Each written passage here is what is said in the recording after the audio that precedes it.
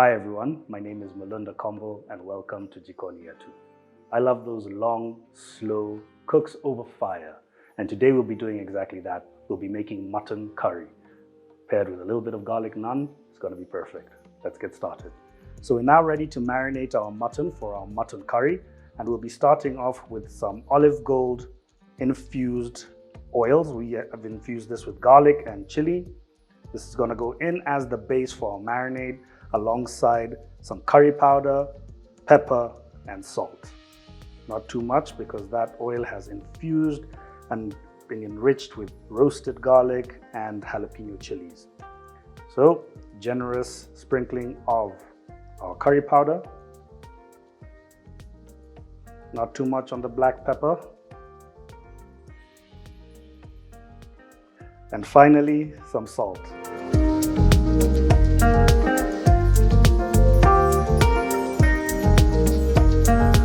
Get stuck in.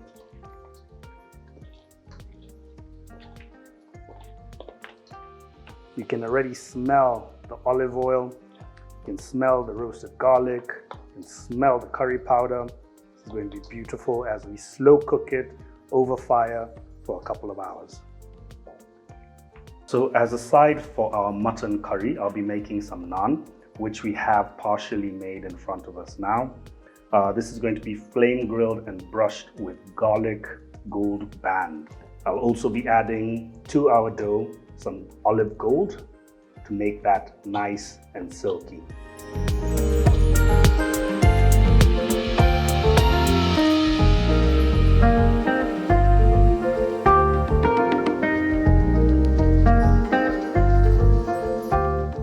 So here we have the olive gold. A generous drizzling of that, and we fold it at this point. The more you fold the dough, the more flaky it's going to be. It also helps absorb all the residual flour and dough from your mixing bowl. This is going to be a wet batter, so don't be shy when you see it getting super glossy.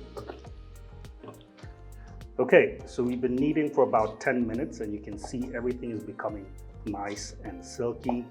From here, what we're going to do is just shape this into a nice round ball and let it sit as we begin to prep our mutton. So we now have a nice silky round dough setting as we make our mutton. Let's go to the fire. So here we are at the grill, ready to make some mutton curry. Let's get started.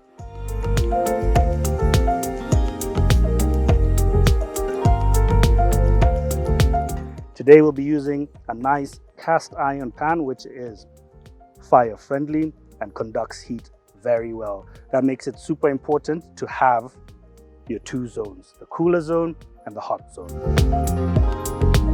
So today we'll be using Elianto to put some color onto our mutton and add flavor.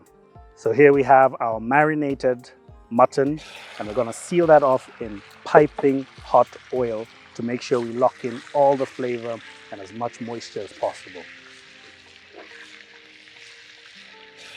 All right, so we've been cooking our meat for about 5-6 minutes, but you can see it's nicely browned off. So at this point, we're going to take it out of the pot and place it to the side.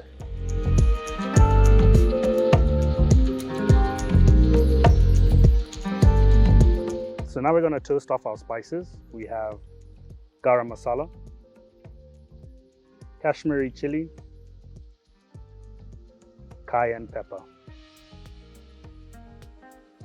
Give it a nice good mix, being extra careful not to burn your spices. Next, we add some tomato paste, making sure to cook that down because this is raw tomato.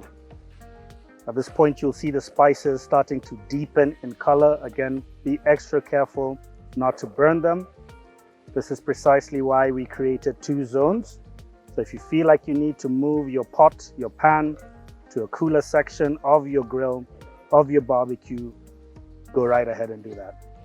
A neat trick to control and monitor this stage is to add a little bit of water. Next, we go in with fresh chopped tomatoes. We're going to cook these down for about 10 to 15 minutes. This is essentially the base of our sauce. So what we're going to do now is cook these in the same pan, but on the opposite side. Here we have white onion, you can use red, celery, chopped dhania or coriander, and ginger and garlic.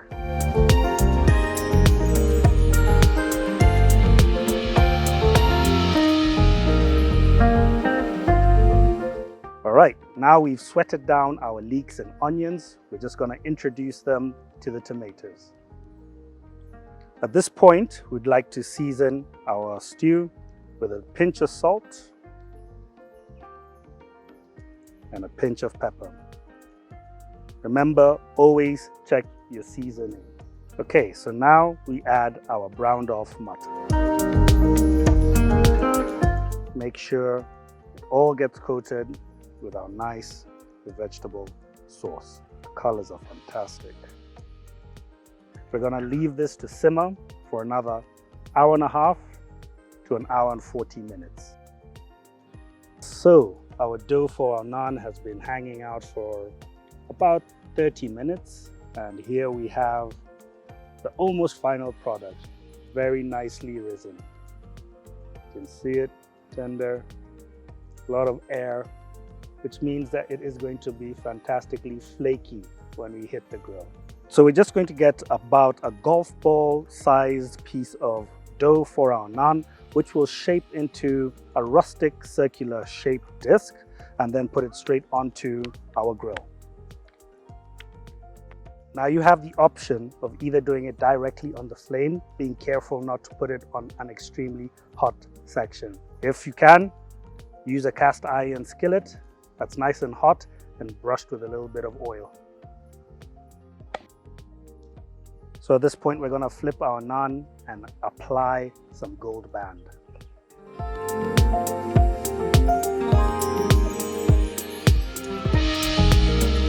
Lovely. So here you have it, some flaky naan to go with your slow cooked mutton curry.